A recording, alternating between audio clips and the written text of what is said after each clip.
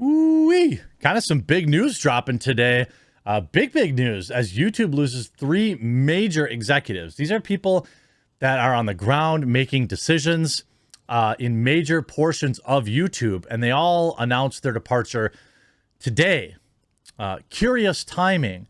The biggest name, probably Ryan Wyatt, that you might know, is the head of YouTube Gaming, a platform that has spent the money to recruit streamers like Dr. Disrespect and Valkyrae and Tim the Tatman and Courage JD, I think, but still really lags behind on any kind of real competition for Twitch or any real kind of discoverability.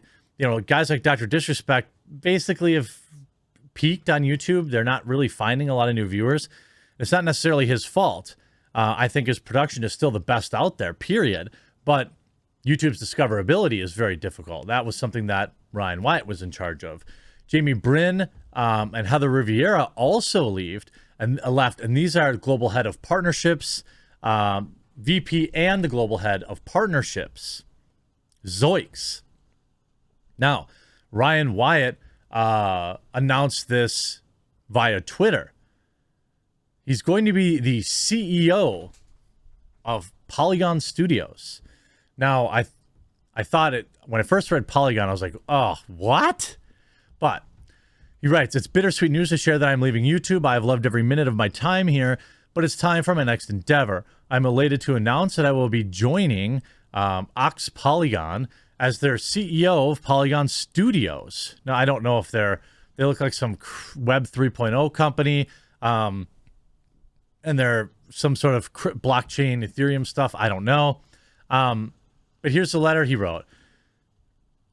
You know, I've never really had bad interactions with Ryan other than the time he got involved in someone trying to go after my sponsors, because he is of course of the correct political opinions.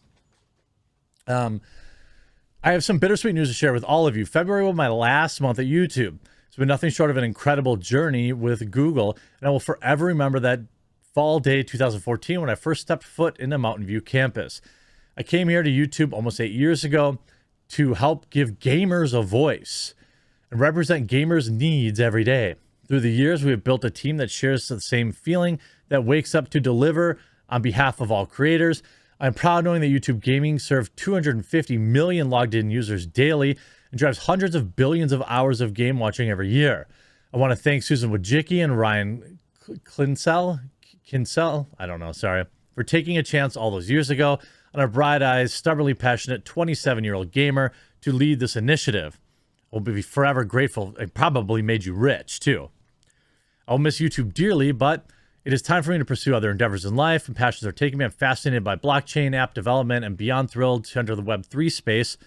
I'm elated to announce I'm joining Polygon Tech as their CEO. My role will be focused on growing the developer ecosystem through investment, marketing, and developer support, and bridging the gap between Web 2 and Web 3.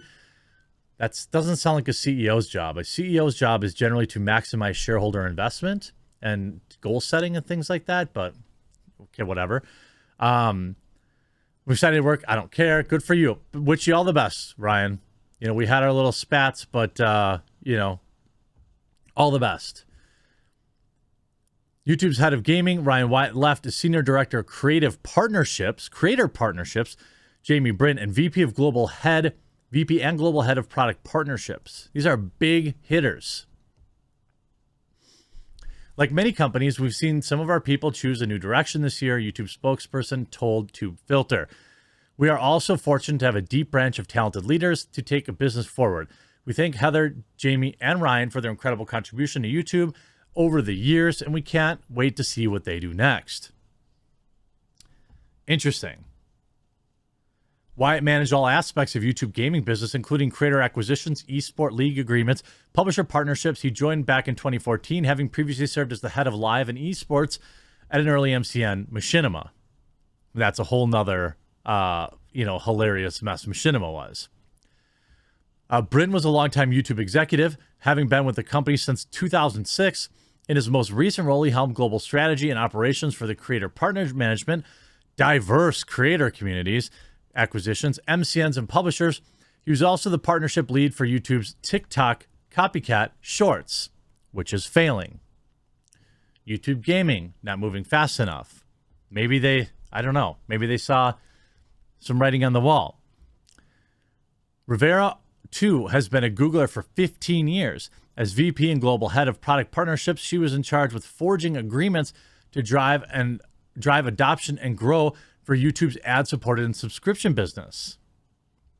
Interesting. When we look at, kind of all the YouTube news today, it's been a brutal week for YouTube and the stock market, but the stock market, as a whole is down significantly over the past 5 days. It doesn't seem to be a major reaction today. I mean, it's down $57, 2%, but that's probably mirroring the market in and of itself. The other news around YouTube is pretty light. Nobody's really covering. It looks like Shorts are still doing good. YouTube Shorts top 5 trillion views to date.